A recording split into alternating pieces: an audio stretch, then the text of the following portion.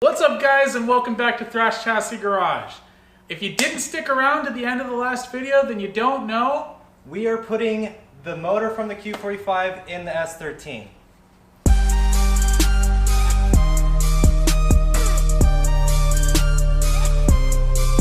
This video is going to be the first segment of this Vh45 swap. In today's episode, we are going to cover the parts and what you need to get this swap accomplished. That's right, so step one, you have to have a 240 in order to put a Vh45 into your 240. I feel like that's a given. For step two, we are going to talk about budgets. You should plan on having about $3,000 to $4,000 in your budget for this swap. You could do it for cheaper, but all the miscellaneous stuff adds up, like spark plugs and fluids. So as we go along with this swap, we are going to tally up in the corner what we're spending on these parts. For step three, you're going to need to source a motor.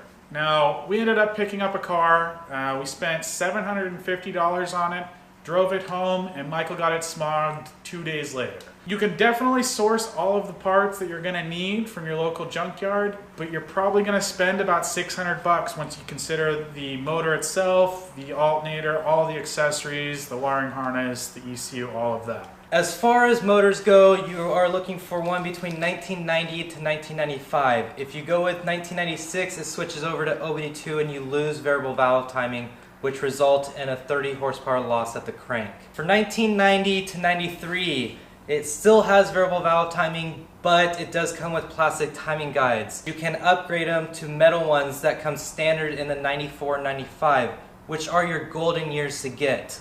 The car I got is a 1995, so I am good to go. Alright, so for step four, you're going to need to source a transmission.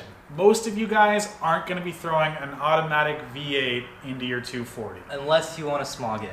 Which somebody has done. Andre Deshawn actually put and smogged a Vh45 into his S13 32 something. Yeah, it's R32, Yeah. whole body. Yeah. Fun fact, I actually got my turbo kit from him years ago. The most common transmission to go with is going to be a Z32 transmission. This is a 5-speed from a 1990 and newer 300ZX, and that's what we've chosen to go with. The benefit to going with this is they're strong and they're relatively cheap. Unfortunately, they are getting fairly hard to come by. You kind of got to get lucky at your junkyard or find somebody selling one on the forums, or maybe get lucky on Craigslist. Alternatively, you can go with the 6-speed transmission from the 350Z or the G35. Also known as the CDO9, this transmission has been proven time and time again. Backing motors like the LS's and the JZ's with 8 to 1,000 and up horsepower, these things are reliable and strong. And finally, step 5. We're going to cover the components you'll need for this swap. We are going to go over 2 companies, Excessive Manufacturing and Mazworks. We opted to go with Excessive Manufacturing because they are more local to us and we kind of identify with them a little bit more.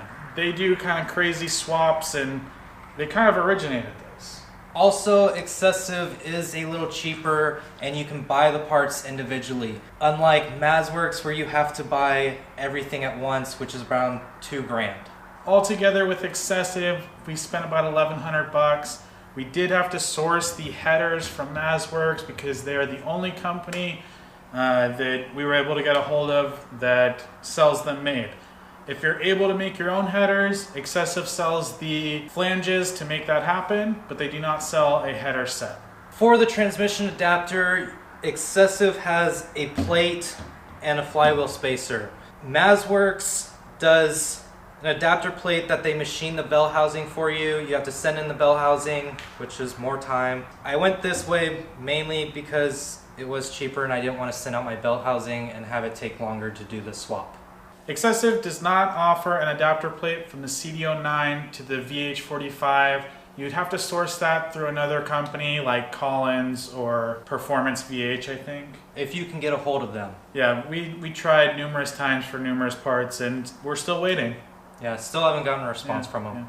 Also, we went with excessive on the mounts because they are solid and they allow the motor to sit as low as possible. Yes, it will vibrate. If you don't like the solid mounts, they do have poly bushings that you can add in. Just know that you will probably have hood clearance issues and it will require a cowled hood or hood spacers.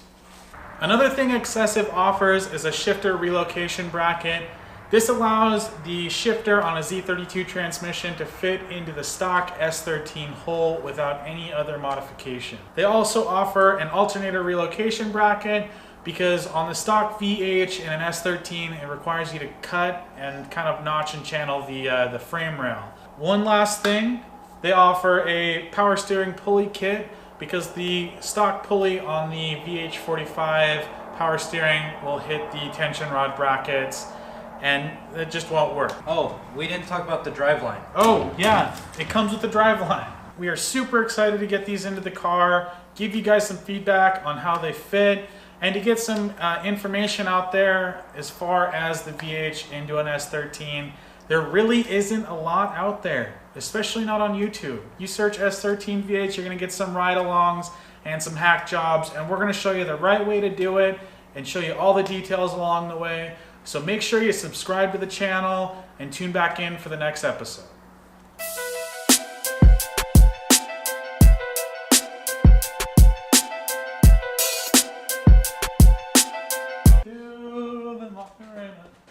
Did you go all the way around? Or?